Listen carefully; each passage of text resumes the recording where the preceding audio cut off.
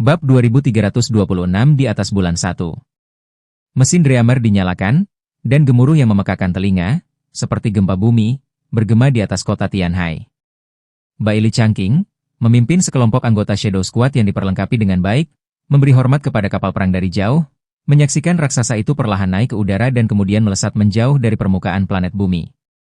Morana mencengkeram tepi kapal perang dengan kedua tangan. Ia bisa merasakan perisai energi transparan terbentuk di luar kapal perang, mengisolasinya dari segala sesuatu di luar. Ini benar-benar dapat terbang ke luar angkasa tanpa memerlukan dorongan roket? Mata Morana dipenuhi dengan keterkejutan. Dengan tingkat ilmu pengetahuan dan teknologi manusia saat ini, sungguh tidak terbayangkan bagaimana cara mendorong kapal perang sebesar itu ke luar angkasa. Inilah kekuatan peradaban mekanik di bawah generasi kedua, yang telah mengembangkan ilmu pengetahuan dan teknologi secara ekstrim. Bahkan kapal perang yang tersisa dari era lama dapat dengan mudah menjungkir balikan seluruh dunia mereka.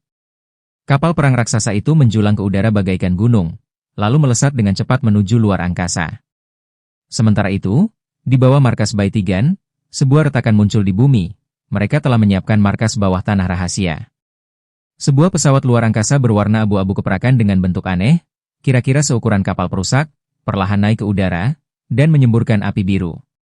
Strukturnya benar-benar tidak seperti produk teknologi manusia manapun, karena benda ini sendiri merupakan sisa dari era sebelumnya. Pemerintah Baitigan menamakannya Bahtera Nuh. Pendeta disiplin Kori Orion dan saudari yang berduka Brittany Leibniz memimpin pasukan ksatria Templar saat mereka melangkah ke pesawat ruang angkasa.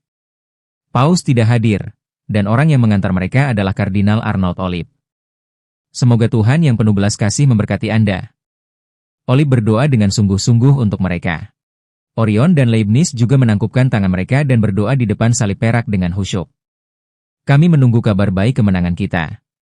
Senyum sinis tersungging di wajah Orion.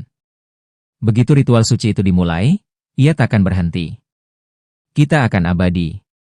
Setelah palka pesawat ruang angkasa Bahtera Nuh tertutup, seorang pilot profesional di dalamnya segera membawanya keluar angkasa. Di Kolombia, mereka masih menggunakan pesawat ruang angkasa. Tetapi itu adalah pesawat ulang-alik super yang belum pernah ada sebelumnya. Dua di antaranya dapat membawa satu pesawat ruang angkasa ke luar angkasa. Skalanya sangat besar dan mampu menampung sekitar 200 orang.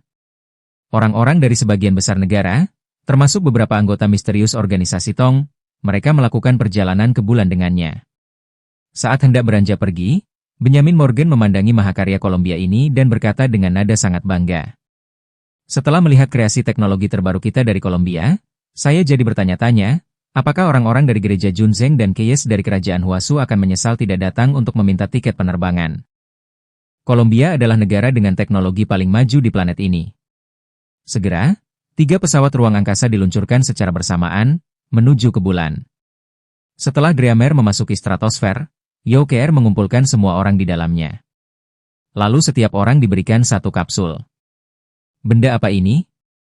Obat mabuk perjalanan? Brian memegang kapsul itu dan bertanya dengan rasa ingin tahu. YOKR tersenyum lembut dan menjelaskan. Ini kapsul oksigen. Setelah Anda meminumnya, kapsul ini akan perlahan-lahan terurai di perut Anda dan terus-menerus memasok oksigen. Dengan cara ini, kita dapat menghindari beban membawa tabung oksigen. Brian sangat terkejut. Ada hal baik seperti ini? Ia melirik perangkat oksigen terkompresi portabel di pinggangnya dan langsung merasa bahwa itu sama sekali tidak menarik. Zhang Yi berkata kepada mereka. Membawa oksigen terkompresi tidak akan menjadi masalah, tetapi mengingat kalian mungkin perlu bertarung, jika oksigen eksternal bocor, kalian pasti akan hancur di lingkungan luar angkasa. Indra mengerutkan kening dan berkata dengan nada tidak puas. Kenapa? Kalian? Dan bukan kita? Bukankah kita semua bertindak bersama? Zhang Yi tersenyum tipis. Sebagai pengguna kemampuan tipe luar angkasa, saya tidak memiliki kekhawatiran seperti itu. Ia bahkan dapat memperluas penghalang antara dua dunia hingga ke tingkat yang ekstrim, mengisolasi sepenuhnya lingkungan internal dan eksternal, bahkan menghalangi udara dan cahaya. Pada saat itu, tidak perlu ada lagi kekhawatiran tentang pengaruh eksternal. Kaisar Shitian dan yang lainnya tidak dapat menahan rasa kagum akan betapa mudahnya pengguna kemampuan tipe luar angkasa. Mereka praktis adalah kapten transportasi. Semua orang menerima kapsul oksigen terkompresi dari YOKR. Gao Changkong menatap kapsul di tangannya, tatapan matanya penuh arti. Dia benar-benar tidak berani memakan apapun yang diberikan orang lain kepadanya. Zhang Yi menyadari perilakunya yang aneh, mengejeknya pelan, dan bertanya dengan santai. Ada apa?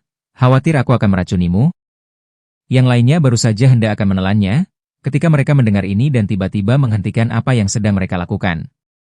Namun, beberapa orang tidak peduli dan langsung menelannya. Misalnya, Profesor Leonardo da Vinci, Brian, dan Saladin, Raja Kekaisaran Kutun. Profesor da Vinci menatap kerumunan yang ragu-ragu dengan mata ikan mati dan berkata, "Kita semua sedang berada di perahu yang sama sekarang." Ia menunjuk ke arah sang Dreamer di kakinya. "Jika kita tidak bisa menyelesaikan masalah bulan, tak seorang pun dari kita akan bahagia. Aku rasa Keyes tidak punya alasan untuk meracuni kalian di sini. Lagi pula, kalau dia memang ingin melakukan sesuatu pada kalian, dia tidak akan menggunakan cara yang rumit kan?" Profesor Da Vinci dan Brian telah menyaksikan secara langsung betapa hebatnya kekuatan Zhang Yi. Setelah menyerap sebagian esensi penjaga gerbang dunia bawah, indeks kekuatan supernaturalnya sedikitnya 45.000, dan bahkan mungkin mendekati 50.000. Selain itu, ada kapal perang super di sini. Jika Zhang Yi sungguh-sungguh ingin bertindak, tidak akan ada orang di sini yang akan selamat. Melihat Profesor Da Vinci dan yang lainnya memimpin, semua orang mengikuti dan menelan kapsul oksigen. Gao Changkong menggelengkan kepalanya dan berkata kepada Zhang Yi, "Aku tidak meragukanmu. Aku hanya ingin bertanya apakah kau bisa memberiku beberapa kapsul lagi?" Zhang Yi terkekeh, menepuk pundaknya, lalu berkata dengan mata menyipit, "Stok sangat terbatas dan harus dialokasikan dengan bijak. Kuharap kau mengerti." Gao Changkong berpikir dalam hati. Bukankah dia hanya ingin mencoba menggunakan benda ini untuk mengendalikan kita? Orang ini masih sangat licik seperti biasanya. Akan tetapi, ia juga menelan kapsul itu utuh-utuh. Sekalipun ia telah diracuni, ia tidak punya pilihan lain. Kapsul oksigen itu larut dengan cepat setelah ditelan. Yang mengejutkan semua orang, kelompok itu merasakan bahwa mereka tidak perlu bernapas dan tidak mengalami kekurangan oksigen. Yang perlu Anda lakukan adalah mengeluarkan gas limbah dari tubuh Anda. Orang yang menemukan benda ini adalah seorang jenius. Profesor Leonardo da Vinci tidak dapat menahan diri untuk berseru kagum. Youker dengan anggun meletakkan tangannya di depannya dan mengangguk sambil berkata, "Terima kasih atas pujianmu." Cahaya lembut muncul di mata Zhang Yi, tetapi lebih dari segalanya, ada sedikit kebanggaan. Tak ada satupun anggota keluarganya yang menjadi beban. Yah, tentu saja. Suster Keer memang yang terbaik. Fatisu, yang berdiri di sampingnya, sedang mengunyah paha ayam sambil berbicara, mulutnya penuh minyak. Zhang Yi meliriknya, "Saya tarik kembali perkataan saya tadi." Bab 2327 di atas bulan 2. Sang Dreamer mencapai bagian luar atmosfer dalam waktu kurang dari 10 menit, kecepatan yang sungguh menakjubkan. Zhang Yi memerintahkan Lukeran untuk menghentikan sementara kapal perangnya di luar angkasa, daripada bergegas maju. Saladin bertanya kepada Zhang Yi, "Mengapa kamu menghentikannya?" "Kita tunggu mereka." Zhang Yi menunjuk dengan jarinya ke arah planet bumi dengan penuh arti. Saladin segera mengerti dan senyum penuh arti muncul di wajahnya. Ketiga pesawat ruang angkasa itu diluncurkan secara bersamaan. Performa Dreamer jauh lebih unggul daripada mereka, tetapi Zhang Yi tidak ingin menjadi yang pertama tiba di bulan. Kalau kita mengalami kesulitan dan tidak mendapat pertolongan mereka, bukankah kita hanya akan menjadi orang yang berjalan di atas ranjau darat? Koordinat pendaratan yang disepakati semuanya berada di area yang sama, sehingga tak lama kemudian mereka melihat pesawat ruang angkasa lain terbang keluar dari planet itu. Akan tetapi, jika dibandingkan dengan Dreamer, ukurannya sangat kecil sehingga tampak seperti perahu mungil. Pastor Orion, dengan lengan disilangkan dan tubuhnya yang besar menyerupai beruang raksasa, duduk di kabin dan mengarahkan keseluruhan operasi. Tiba-tiba terdengar suara napas terengah-engah dari kabin pengemudi. "Ya Tuhan, benda apa itu? Ya Tuhan, apa ada yang salah dengan mataku? Apa di sanalah para dewa tinggal?" Orion langsung mengerutkan kening dan bertanya dengan suara berat. "Apa yang sedang terjadi?" Suster Leibniz juga berhenti berdoa dan melihat dengan rasa ingin tahu.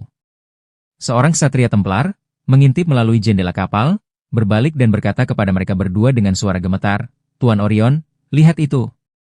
Ini sungguh sebuah keajaiban."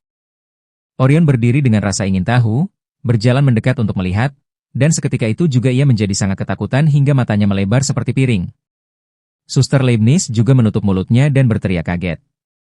Ini pesawat luar angkasa? Sebuah kapal perang super, yang panjangnya lebih dari 2 kilometer dan menjulang tinggi seperti gunung, melayang tanpa suara tidak jauh di depan mereka. Di alam semesta yang luas dan sunyi itu, mereka berlalu, tampak begitu kecil dan menyedihkan. Bahkan mereka, Epsilon dari gereja Junzeng, dihadapkan dengan perasaan yang begitu mengejutkan di alam semesta. Mereka tidak dapat berkata-kata. Mereka bahkan tidak dapat membayangkan bahwa itu adalah pesawat luar angkasa manusia. Sebaliknya, mereka merasa itu pasti ciptaan dari peradaban kuno yang sangat kuat. Saat itu, sebuah suara yang familiar terdengar di telinga Pastor Orion dan Suster Leibniz. Rekan-rekan anggota gereja Junzeng, mohon pimpin jalannya. Pembicara itu adalah Zhang Yi sendiri, yang berdiri di ruang komando tinggi kapal perang super, menatap ke bawah ke pesawat ruang angkasa kecil dengan senyum tipis di wajahnya. Satu-satunya orang yang dapat menghubungi orang bulan adalah orang-orang gereja Junzeng. Jadi untuk menghindari masalah yang tidak perlu, mereka harus memimpin. Mendengar suara Zhang Yi, Pastor Orion dan Suster Leibniz terdiam cukup lama. Suatu pikiran yang menakutkan terbentuk dalam benak mereka. Apakah kapal perang super yang sangat mengerikan itu milik kerajaan Huasu? Hei, apakah kalian bisa mendengarku? Ini Sang Dreamer dan Kapten Keyes yang sedang berbicara dengan kalian. Akhirnya telah dikonfirmasi. Butuh waktu cukup lama bagi mereka berdua untuk tenang. Benar sekali, ini kami. Pastor Orion bertanya. Apakah ini kapal perang super dari kerajaan Huasu Anda?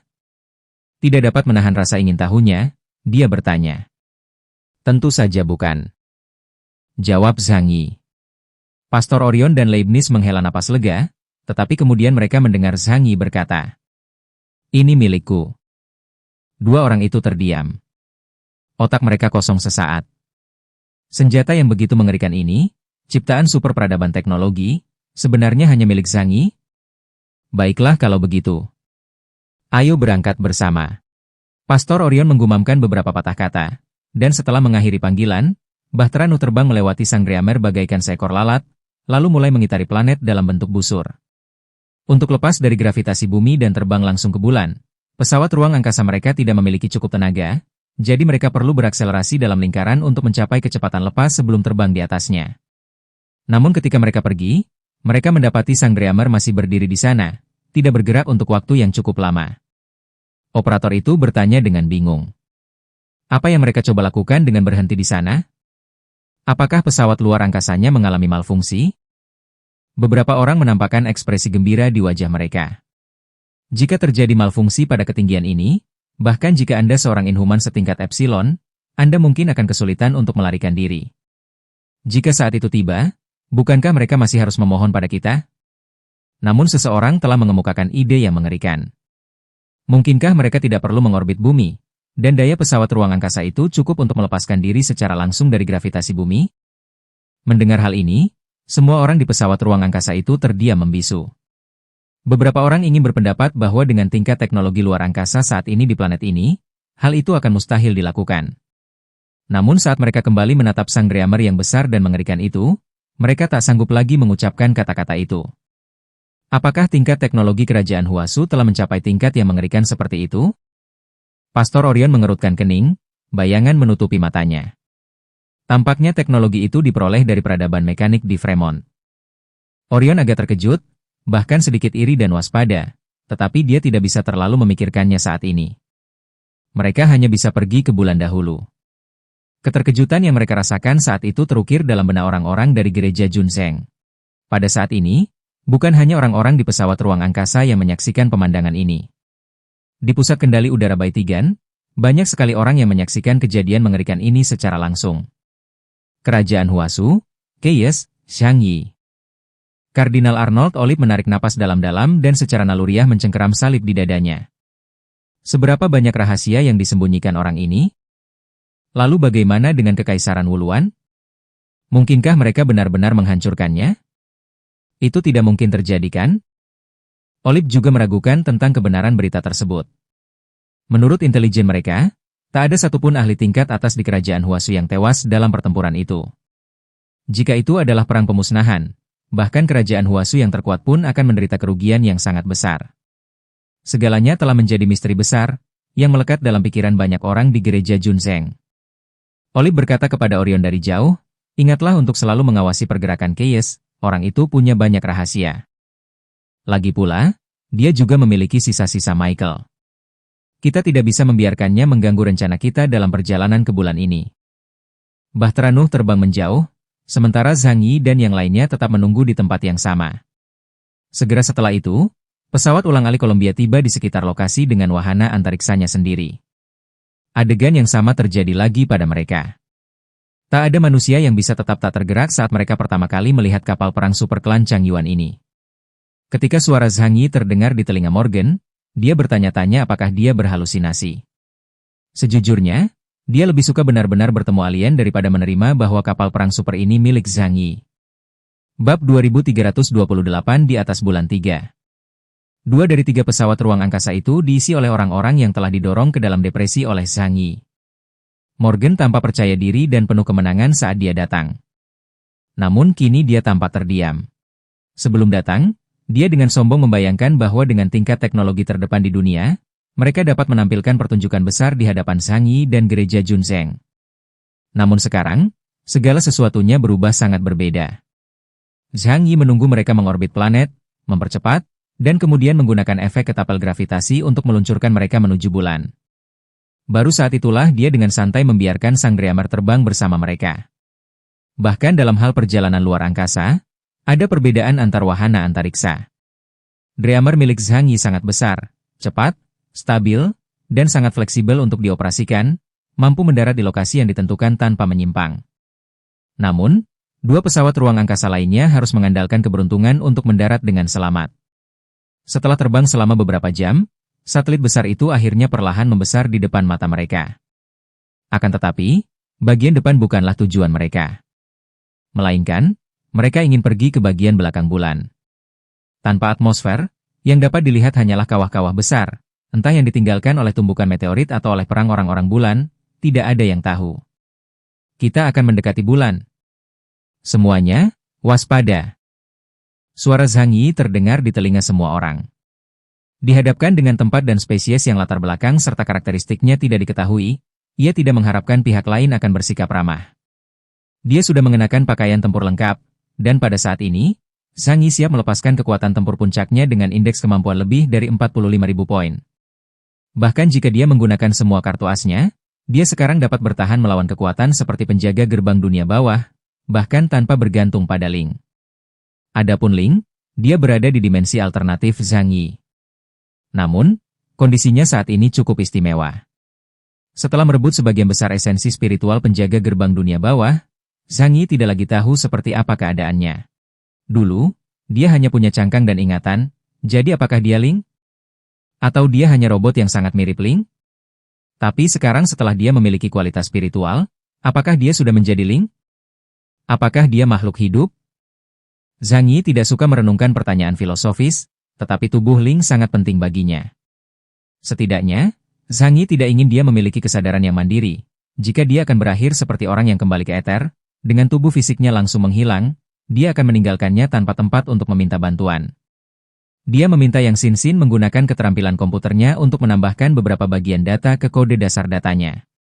Misalnya, untuk sepenuhnya mematuhi perintah Zhang Yi. Tetapi Yang Xin mengatakan kepada Zhang Yi bahwa pendekatan ini sama sekali tidak bisa dijalankan. Tubuh Ling sangat istimewa, bahkan kemampuan berbasis aturannya sama sekali tidak efektif, apalagi kode implannya yang menggelikan. Selain itu, dia tidak dapat menemukan port yang dapat mengubah kodenya. Untungnya, Ling ini tidak menunjukkan perilaku yang tidak biasa. Dia tidak sepenuhnya patuh pada Zhang Yi, kalau tidak dia tidak akan mengambil inisiatif untuk merebut pecahan eter. Tetapi dia tidak akan menolak melakukan apapun yang diminta Zhang Yi. Di sisi jauh bulan. Ini adalah tempat yang sama sekali tidak dikenal oleh umat manusia. Selama bertahun-tahun yang tak terhitung jumlahnya, manusia tidak dapat mengamati wilayah ini, dan telah menyebabkan mereka penuh rasa ingin tahu yang tak berujung.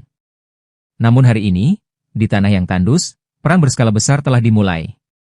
2 pasukan, yang satu agung dan besar, yang lain senyap bagai malam, melepaskan hujan baja yang dahsyat, saling beradu dengan senjata paling primitif. Aliran kekuatan supernatural bertabrakan dengan dahsyat di angkasa, menghancurkan bulan tanpa ampun, dan makhluk supernatural yang tak terhitung jumlahnya dimusnahkan dalam gelombang demi gelombang tabrakan. Sisi yang bersinar keperakan mengenakan baju zirah suci, sementara sisi yang gelap memiliki tubuh yang diselimuti rune biru tua, yang berfungsi sebagai perlindungan terbaik untuk mereka. Dua peradaban kuno yang benar-benar bertolak belakang, bahkan metode mereka dalam menggunakan kekuasaan pun sangat berbeda, namun keduanya cukup kuat. Kekuatan yang ditunjukkan oleh semua pasukan ini jauh melampaui kekuatan prajurit Kekaisaran Wuluan, yang telah dihancurkan oleh Zhang Yi. Di seberang ngarai yang luas dan kering, ratusan ribu prajurit terlibat dalam pertempuran yang sangat sengit. Di puncak gunung yang tinggi, seorang jenderal, yang tubuhnya jauh lebih tinggi daripada prajurit lainnya dan helmnya tampak seperti berduri, memegang tombak spiral berbentuk aneh. Ia menatap medan perang di depannya, lalu melompat ke udara. Ledakan. Kilatan petir yang besar menyambar dari langit dan langsung menyambarnya. Dalam sekejap, ia berubah menjadi makhluk raksasa berwarna perak seperti centaur di udara. Tombak spiralnya membawa guntur dan badai saat ia menghantamkannya ke medan perang pasukan hitam. Ledakan. Kilatan petir, bagaikan garis lurus, jatuh dari langit, menghancurkan sejumlah besar prajurit Legiun Hitam hingga berkeping-keping. Kemudian, berkas cahaya, yang melambangkan energi psikis, berubah menjadi bola-bola cahaya putih dan lenyap ke dalam bumi. Dengan campur tangan ksatria perak, pemimpin Legiun Hitam juga ikut campur. Ia mengenakan baju zirah hitam, lebih gelap dari kegelapan itu sendiri, sehingga sulit untuk mengenali wajahnya. Ia tampak seperti sepotong benda yang dipahat dari dunia material.